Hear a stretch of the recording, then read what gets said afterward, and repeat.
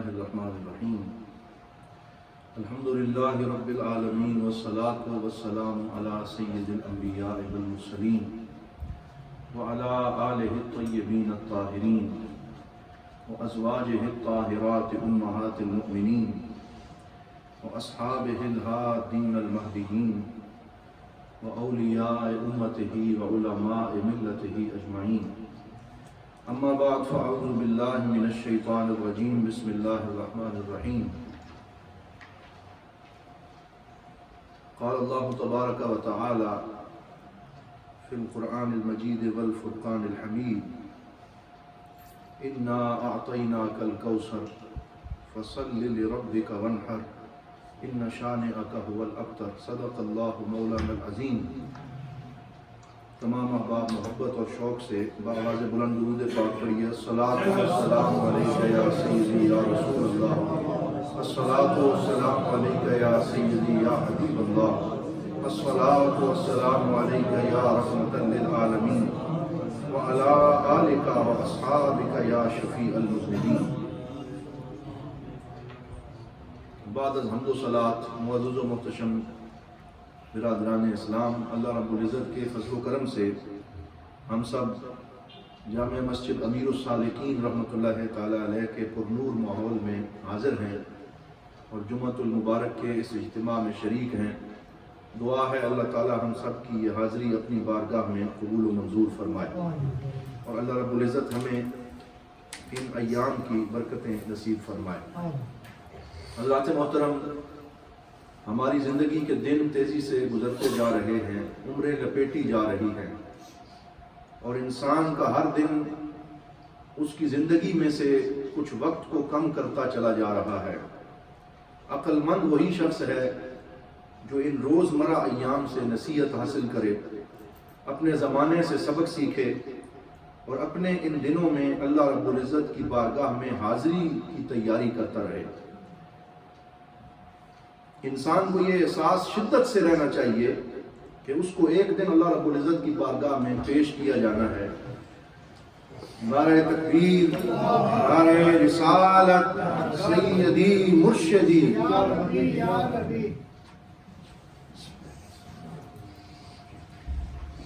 تشریف رکھیں. حضور غریب نواز حضرت قبلہ پیر محمد امین الحسنات شاہ صاحب دامت برکاتہم القدسیہ جلوہ گر ہوئے. اللہ تعالیٰ آپ کا فیضان تا دیر سلامت رکھے اور آپ کا سایہ ہم غلاموں کے سروں پہ سلامت رہے. میں یہ عرض کر رہا تھا کہ یہ احساس شدت سے ہر انسان کو رہنا چاہیے کہ اللہ رب العزت کی بارگاہ میں ایک دن پیش ہونا ہے اور جس نے بھی وہاں پیش ہونا ہے انہ مسئول، اس سے سوال کیا جائے گا اور پھر جس سے سوال کیا جائے گا ہر شخص اپنے ان سوالوں کا جواب دینے کی تیاری کرتا رہے گا. اور ساتھ ہمارا اس بات پہ بھی عقیدہ ہے کہ اللہ رب العزت اپنے بندوں پہ رحم فرمانے والا ہے اور رحمان کی رحمت اور انسانوں کی اس عارضی شفقت و رحمت میں فرق یہ ہے کہ جو انسان ہیں وہ اگر کسی سے امتحان لیتے ہیں تو ایک دفعہ اگر وہ ناکام ہو جائے تو اسے فرسٹ اٹیمپٹ کا موقع دوسری دفعہ یونیورسٹیوں میں سکولوں میں دیا جاتا ہے. اگر دوسری دفعہ کوئی ناکام ہو جائے پھر ایک موقع سپلی دینے کا دیا جاتا ہے اور زیادہ سے زیادہ 3 موقع دیے جانے کے بعد اگر کوئی اس امتحان میں کامیاب نہ ہو سکے تو اسے ادارے سے خارج کر دیا جاتا ہے کہ تم یہ امتحان پاس کرنے کے قابل نہیں ہو. لیکن اس رحمان کی رحمت کا کوئی کیا اندازہ لگا سکتا ہے کہ اللہ رب العزت جب اپنے بندوں کو اس امتحان کا موقع عطا فرماتا ہے تو اس میں اس نے اٹیمپٹ کی کوئی مقرر کردہ حد نہیں رکھی کہ 1 دفعہ ناکام ہو گیا، 2 دفعہ ناکام ہو گیا. فرمایا جب تک سانس کا یہ تعلق قائم ہے اور جب تک ہم نے یہ زندگی تجھے عطا کر رکھی ہے تیری آخری سانس آنے سے پہلے تک تیرے لیے موقع موجود ہے. تو جب بھی توبہ کر کے آئے گا ہماری رحمت تیرا استقبال کرے گی اور تجھے قبول کیا جائے گا. تو اللہ تعالیٰ بار بار مواقع عطا فرماتا ہے اور انہی مواقع میں سے یہ راتیں بھی ہیں جو اللہ رب العزت ہمیں عطا فرماتا ہے کیونکہ اللہ تعالیٰ اپنے بندوں کو عذاب نہیں دینا چاہتا. قرآن میں ارشاد فرمایا ما یفعل اللہ بعذابکم ان شکرتم و آمنتم، اللہ تعالیٰ تمہیں عذاب دے کے کیا کرے گا اگر تم شکر بجا لاؤ، اگر تم ایمان لے آؤ تو اللہ تعالیٰ تمہارے اوپر رحمت فرمانا چاہتا ہے۔ تو اسی رحمت کے اندر اللہ تعالیٰ نے ہمیں کبھی شب برات کی شکل میں، کبھی لیلۃ القدر کی شکل میں، کبھی شب معراج کی شکل میں، کبھی عیدین کی راتوں کی شکل میں، کبھی جمعہ کے اس مبارک دن کی شکل میں موقع عطا فرماتا ہے۔ ان میں اپنی خاص رحمتوں کا نزول فرماتا ہے، اور وہ یہ چاہتا ہے کہ بندہ ان مبارک ایام میں خاص طور پہ اہتمام کرتے ہوئے اللہ رب العزت سے مانگے اور اللہ تعالیٰ اسے اپنی رحمت عطا فرمائے۔ آج کل اکثر لوگ ایسے ہیں جنہوں نے حدیث پاک کا انکار کا سلسلہ شروع کر رکھا ہے۔ کبھی کبھی ہمیں یہ آوازیں سنائی دیتی ہیں کہ جی یہ شب برات کی کوئی حقیقت نہیں ہے اور کوئی حدیث اس میں ثابت نہیں ہے، کوئی کہتا ہے قرآن سے یہ ثابت نہیں ہے۔ آج میں اس لیے یہ عرض کر رہا ہوں کہ انشاءاللہ پیر کے دن یہ شب برات کا، جسے لیلۃ النصف من شعبان کہا جاتا ہے، وہ رات آ رہی ہے، اور حضور صلی اللہ علیہ وسلم نے جو رہنمائی ہماری اس حوالے سے فرمائی ہے وہ ہمارے ذہنوں میں تازہ ہو جائے، پھر سے وہ احادیث ہمارے دل کے اندر جاگزیں ہو جائیں۔ تو میں وہ چند احادیث آپ کی خدمت میں پیش کر رہا ہوں۔ پچھلے جمعے پہ سنن نسائی کی وہ حدیث میں نے عرض کی تھی جس میں رسول اللہ، مل کے کہیے صلی اللہ علیہ وآلہ وسلم نے ارشاد فرمایا کہ اس مہینے میں اللہ رب العزت کی بارگاہ میں بندوں کے عمل پیش کیے جاتے ہیں، اور میں اس میں زیادہ روزے اس لیے رکھتا ہوں تاکہ میرا عمل جب اللہ کی بارگاہ میں پیش ہو تو میں روزے کی حالت میں ہوں۔ مسند یعلا ایک بہت مشہور کتاب ہے، مسند ابو یعلا حدیث پاک کی، اس میں حضرت سیدہ ام المومنین سیدہ عائشہ صدیقہ رضی اللہ تعالی عنہا سے مروی ہے، آپ فرماتی ہیں ان النبی صلی اللہ علیہ وسلم کان یصوم فی شعبان، کہ حضور صلی اللہ علیہ وسلم شعبان میں کثرت سے روزے رکھتے۔ میں نے عرض کیا یا رسول اللہ اس کی حکمت کیا ہے؟ سرکار نے اس میں دوسری وجہ بیان فرمائی، وہاں فرمایا عمل اٹھایا جاتا ہے، یہاں فرمایا ان اللہ یکتب فیہ علی کل نفس میتۃ تلک السنہ، کہ اس اگلے سال میں جن جن لوگوں کے اوپر موت کا فیصلہ کیا جاتا ہے کہ انہیں اٹھا لیا جائے گا اور حضرت اسرائیل کو حکم دیا جائے گا اور وہ فلاں فلاں کی اگلے سال میں روح قبض کرے گا، وہ فیصلہ اس رات میں کیا جاتا ہے۔ اور میں یہ پسند کرتا ہوں کہ جب یہ فیصلہ کیا جا رہا ہو تو میں اللہ رب العزت کی عبادت میں مشغول ہوں۔ اسی طرح ترمذی شریف کی یہ مشہور روایت ہے، اور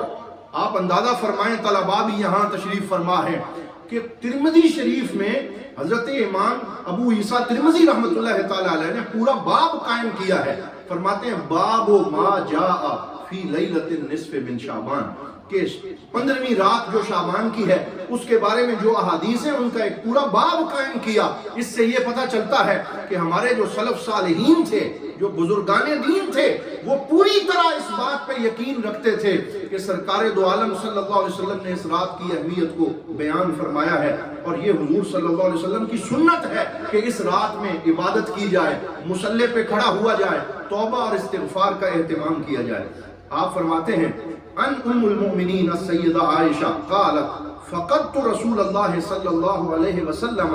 فی لیلۃ النصف من شعبان، میں نے شعبان کی 15ویں رات کو حضور صلی اللہ علیہ وسلم کو بستر مبارک پہ نہ پایا، فخرجت، تو میں پریشان ہو کے نکلی کہ سرکار دو عالم صلی اللہ علیہ وسلم کہاں تشریف لے گئے، تو میں نے دیکھا اذن ہوا بالبقیع، کہ ہمارے پیارے آقا صلی اللہ علیہ وسلم جنت البقیع میں، جہاں سرکار کے غلاموں کی قبریں ہیں، مزارات ہیں، اپنے غلاموں کے ان مزارات پہ جہاں سرکار کے آباء و اجداد کی قبریں بھی ہیں، وہاں حضور کھڑے تھے رافعا یدیہ الی السماء، اور سرکار نے اپنے ہاتھ آسمان کی طرف اتنے بلند کیے ہوئے تھے کہ ہمیں سرکار دو عالم کے بغلوں کی سفیدی نظر آ رہی تھی، اور حضور صلی اللہ علیہ وسلم اللہ تعالیٰ کی بارگاہ میں ابتہالات کر رہے تھے، مناجات کر رہے تھے، رونے میں مشغول تھے، عبادت کر رہے تھے۔ تو میں کھڑی رہی، پھر حضور صلی اللہ علیہ وسلم میری طرف متوجہ ہوئے، فرمایا آپ کو کیا ہوا، آپ میرے پیچھے کیوں آ گئی؟ حدیث کے لفظ ہیں، تو وجہ پوچھی تو سرکار نے فرمایا، یہ مشہور حدیث ہے، ان اللہ تعالی ینزل فی لیلۃ النصف من شعبان الی سماء الدنیا، اللہ تعالیٰ اس رات میں آسمان دنیا کے اوپر پہلے آسمان پہ نزول فرماتا ہے، فَيَغْفِرُ لِأَكْثَرَ مِنْ عَدَدِ شَعْرِ غَنَمِ كَلِبٍ،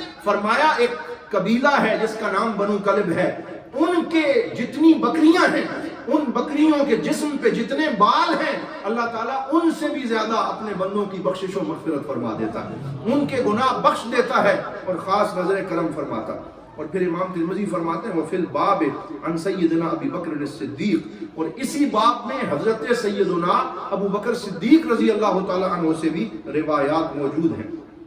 سنن ابن ماجہ جو سیاہ ستہ میں سے ایک کتاب ہے، اس میں پورا باب اس پہ قائم کیا، اور وہاں سیدہ عائشہ صدیقہ کی روایت ہے، یہاں مولا علی مشکل کشا شیر خدا حضرت سیدنا علی ابن ابی طالب کرم اللہ تعالی وجہہ الکریم کی مشہور روایت ہے۔ آپ ارشاد فرماتے ہیں قال رسول اللہ صلی اللہ علیہ وسلم اذا كانت لیلۃ النصف من شعبان، کہ جب شعبان کی 15ویں رات آ جائے، فقوموا لیلہا، تو دن رات کے وقت قیام کرو، وصوموا نہارہا، اور دن میں روزہ رکھو، فإن اللہ ينزل فیہا لغروب الشمس الى سماء الدنیا، باقی راتوں میں اللہ تعالیٰ پچھلی رات کو توجہ فرماتا ہے، لیکن اس رات کی خاص بات یہ ہے جو ہی سورج غروب ہوتا ہے اللہ رب العزت کی رحمت متوجہ ہو جاتی ہے، اور اللہ تعالیٰ فرماتا ہے الا من مستغفر فاغفر له، ہے کوئی مجھ سے مغفرت طلب کرنے والا کہ میں اسے معاف کر دوں، الا من مسترزق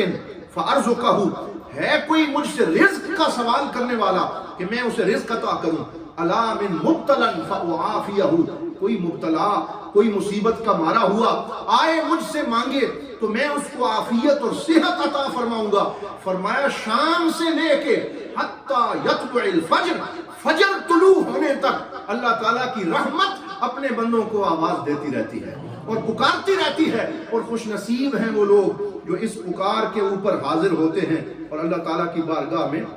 سوال جو ہے وہ کر لیتے ہیں۔ اب اس میں 5 ایسے افراد کا ذکر بھی کیا گیا جن کی بخشش اس رات میں بھی نہیں ہوتی، تاکہ ان 5 کاموں سے ہم اجتناب کریں اور کہیں ان میں مبتلا نہ ہو جائیں، اور وہ مختلف احادیث سے یہ 5 چیزیں سامنے آئیں۔ سرکار دو عالم صلی اللہ علیہ وسلم نے فرمایا ہر بندے کی اس رات میں بخشش ہوتی ہے اور اللہ تعالیٰ اس پہ نظر کرم فرماتا ہے سوائے 5 لوگوں کے، فرمایا الا لمشرک، جو اللہ تعالیٰ کے ساتھ کسی کو شریک ٹھہراتا ہو اس کی بخشش نہیں ہوتی، او مشاحن، جو اپنے دل میں بغض رکھتا ہو کسی کے لیے، اس کے دل میں کینہ ہو، لوگوں کے لیے نفرت ہو، برے جذبات ہو، فرمایا جب تک وہ لوگوں کے بارے میں اپنے دل کو صاف نہ کرے اس کی بخشش نہیں ہوتی۔ پھر فرمایا او مدمن خمر، یا شراب کا جو عادی ہے اس رات میں بھی اس پہ نظر کرم نہیں ہوتی، او قاطع رحم، یا جو اپنے رشتہ داروں سے قطع تعلقی کرتا ہے، ان سے ناراض نہیں کر بیٹھتا ہے، ان سے اچھا سلوک نہیں کرتا، اللہ تعالیٰ کی رحمت اس کی طرف متوجہ نہیں ہوتی۔ اور پھر آخر میں فرمایا او عاق لوالدیہ، اور جو اپنے ماں باپ کا نافرمان ہے، جو ان کو دکھ دیتا ہے، جو اپنے ماں باپ کی بات نہیں مانتا، فرمایا اس رات میں بھی اس کے اوپر نظر کرم نہیں ہوتی۔ تو یہ وہ 5 کام ہیں، ضروری ہے کہ ہم ان سے اجتناب کریں، ان سے بچیں، اور اگر اس میں سے کسی کام میں ہم مبتلا ہیں تو ہم اللہ رب العزت کی بارگاہ میں یہ رات آنے سے پہلے توبہ کر لیں تاکہ اس رات میں ہمارے اوپر یہ نظر کرم جو ہے وہ ہمیں نصیب ہو جائے۔ حضرت شیخ عبدالحق محدث دہلوی جو بر صغیر پاک و ہند کے عظیم عالم دین تھے، آپ نے ایک کتاب لکھی ہے جس کا نام ہے ما ثبت من السنہ من ایام السنہ، کہ سال کے 365 دنوں میں سے سنت سے کون کون سی فضیلتیں ثابت ہیں، تو پورے سال کی برکتیں انہوں نے بیان کی ہیں۔ اس کتاب کا اردو میں ترجمہ بھی ہو چکا ہے، عربی میں بھی موجود ہے۔ اس کتاب میں حضرت شیخ عبدالحق محدث دہلوی رحمۃ اللہ تعالی علیہ نے پورا باب قائم کیا اور شب برات کی فضیلتوں کو بیان کرتے ہوئے فرماتے ہیں اما لیلۃ النصف من شعبان فقد رویا فی فضلها احادیث و آثار، کہ اس کی فضیلت میں بہت سی احادیث اور بہت سے آثار مروی ہیں، وَنُقِلَ مِنْ طَائِفَةِ السَّلَفِ أَنَّهُمْ كَانُوا يُصَلُّونَ فِيهَا، اور ہمارے سلف صالحین کا طریقہ یہ ہے کہ وہ اس رات کے اندر عبادت کیا کرتے تھے۔ یہ الگ بات ہے کہ یہ ضروری نہیں ہے کہ مساجد کے اندر آپ سارے جمع ہو کے شب بیداری کریں، جس میں کبھی کبھی زیادہ کھانے پینے کا اہتمام ہوتا ہے، عبادت کی طرف توجہ کم ہوتی ہے۔ اس میں زیادہ محبوب عمل یہ ہے کہ اپنے گھروں میں یا الگ اپنے طور پہ عبادت کی جائے اور بندگی کا اظہار کیا جائے اور قرآن کی تلاوت کر کے اپنے رب کریم کے ساتھ جو ہے وہ مناجات کی جائے۔ آخر میں حضرت سیدنا عبد القادر جیلانی غوث سمدانی قطب ربانی رضی اللہ تعالی عنہ، آپ کی کتاب غنیت الطالبین کے اندر آپ فرماتے ہیں کہ شعبان 5 حروف کا مجموعہ ہے، شین، عین، بے، الف اور نون، اور پھر آپ نے لکھا کہ یہ پورے کا پورا مہینہ جو ہے، شین میں اللہ رب العزت نے شرف اور عزت رکھا ہے، عین میں اللہ تعالیٰ نے علو اور بلندی رکھی ہے، اور با میں اللہ رب العزت نے بر، نیکی اور تقوی رکھا ہے، اور الف میں الفت اور محبت رکھی ہے، اور نون میں نور رکھا ہے۔ یعنی اللہ رب العزت یہ 4-5 انعامات اس مہینے میں فرماتا ہے، اور شب برات کے بارے میں فرماتے ہیں تفتح فیہ الخیرات، کہ اللہ تعالیٰ کی خیر کے دروازے کھول دیے جاتے ہیں، وتنزل فیہ البرکات، اور اللہ تعالیٰ کی طرف سے برکتیں نازل ہوتی ہیں، وتطرح فیہا الخطیئات، اور گناہ بخش دیے جاتے ہیں، وتکثر فیہ الصلوات علی محمد خیر البریات، فرمایا اس رات میں سرکار دو عالم صلی اللہ علیہ وسلم پہ زیادہ درود پڑھا جاتا ہے جو پوری کائنات کے سردار ہیں۔ اور آخر میں فرماتے ہیں کیوں اس مہینے میں درود زیادہ پڑھا جاتا ہے؟ کیونکہ اللہ رب العزت نے آیت درود اپنے نبی صلی اللہ علیہ وسلم پر اسی مہینے یعنی شعبان میں نازل فرمائی، ان اللہ و ملائکتہ یصلون علی النبی یا ایھا الذین آمنوا صلوا علیہ وسلموا تسلیما۔ تو اختصار کے ساتھ میں نے آپ کی خدمت میں وہ احادیث پاک عرض کی ہیں جس میں شب برات کی فضیلت اور اس کے مسنون ہونے کو بیان کیا گیا ہے۔ دعا ہے اللہ رب العزت ہمیں اس میں عبادت کرنے کی، روزہ رکھنے کی، اور اس میں سرکار دو عالم صلی اللہ علیہ وسلم پہ کثرت سے درود پاک پڑھنے کی توفیق عطا فرمائے۔ وآخر دعوانا ان الحمد للہ رب العالمین۔